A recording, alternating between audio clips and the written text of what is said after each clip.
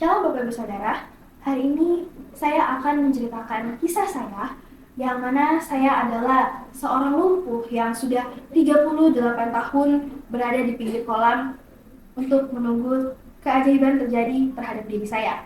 Nah, jadi sudah 38 tahun yang mana mungkin menurut Bapak Ibu Saudara ini adalah waktu 2/3 dari masa hidup manusia. Tapi bagi saya itu adalah ribuan pagi yang dimulai dengan debu dan ribuan malam yang diakhiri dengan rasa dingin di punggung saya. Nah, tempat ini bernama Bethesda, yang artinya rumah kasih sayang.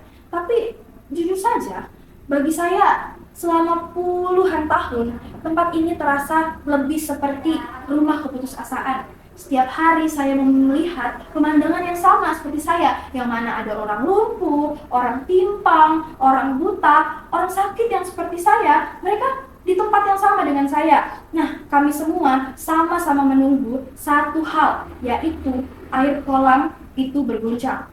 Katanya, malaikat Tuhan akan turun dan mengguncang air itu, dan siapa yang pertama turun ke dalamnya akan mengalami kesembuhan. Nah, masalahnya adalah Bapak Ibu Saudara, tidak ada seorang pun yang membantu saya. Saya tidak memiliki siapapun di tempat itu. Nah, setiap kali air itu bergejolak, jantung saya selalu berdegup dengan kencang. Saya selalu mencoba untuk menyeret tubuh saya, membawa tubuh saya, mengangkat tubuh saya, tetapi selalu saja ada orang yang mendahului saya untuk pergi ke kolam itu. Nah, jadi, saya hanya bisa melihat riak air itu yang awalnya bergoncang dengan hebat, kembali menjadi tenang. Dan ketika air itu menjadi tenang, harapan saya pun ikut hilang. Dan saat itu, saya sudah berhenti berharap, karena sudah tidak ada lagi yang bisa saya harapkan. Dan akhirnya, saya hanya menunggu kematian saya di atas tilam yang sudah lama menemani saya. Nah, tapi Bapak Ibu Saudara, ada satu hari di mana sesuatu hal terjadi terhadap diri saya.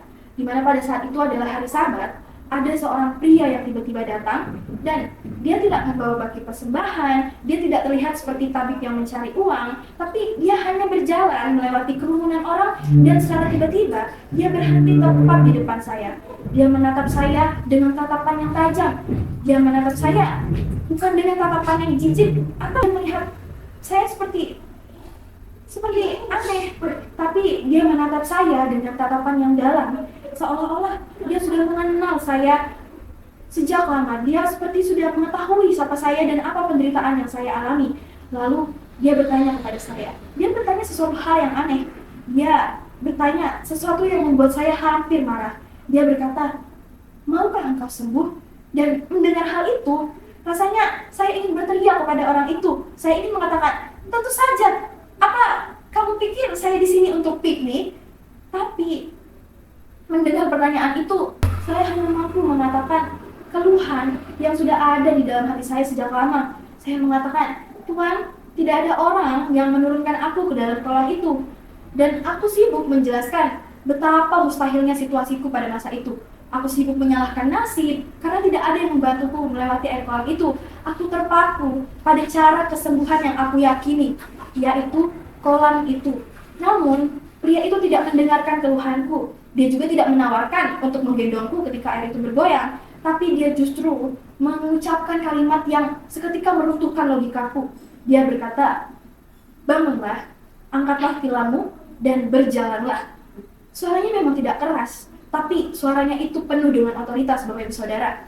Seketika sesuatu terjadi di kakiku, sesuatu yang belum pernah aku rasakan selama hampir 4 dekade, Bapak Ibu Saudara. Seketika aku merasakan ada aliran hangat, ada kekuatan yang tiba-tiba merambat di otot-ototku yang sudah mati ini. Tanpa berpikir panjang, aku berdiri. Aku berdiri.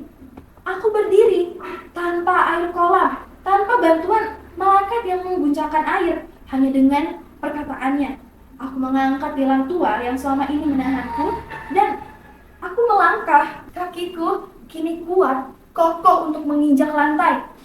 Jadi Bapak Ibu Saudara, sudah 38 tahun, aku hanya mengira bahwa masalahku itu karena tidak ada orang yang membantuku ke dalam kolam itu. Nah, tapi ternyata Bapak Ibu Saudara, selama ini yang menjadi masalahku adalah karena aku belum bertemu dengan sumber itu sendiri, sang sumber hidup itu sendiri. Nah, mungkin hari ini Bapak Ibu Saudara merasa seperti diri saya ketika di kolam Bethesda itu.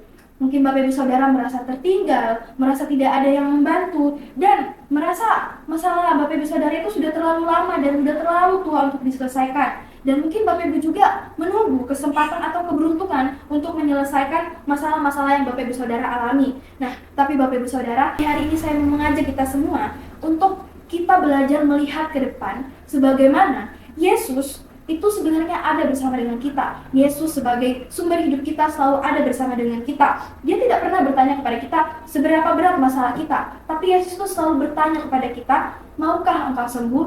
Jadi Bapak Ibu Saudara, sekian cerita mengenai hidup saya. Jadi saya sudah begitu banyak belajar mengenai perjalanan hidup saya, bagaimana saya harus bisa melihat ke depan, melihat bagaimana Yesus itu selalu ada bersama dengan saya dan dia selalu menunggu untuk saya datang kepadanya, meminta bantuan kepadanya. Sekian yang bisa saya sampaikan. Terima kasih, Tuhan Yesus memberkati. Shalom.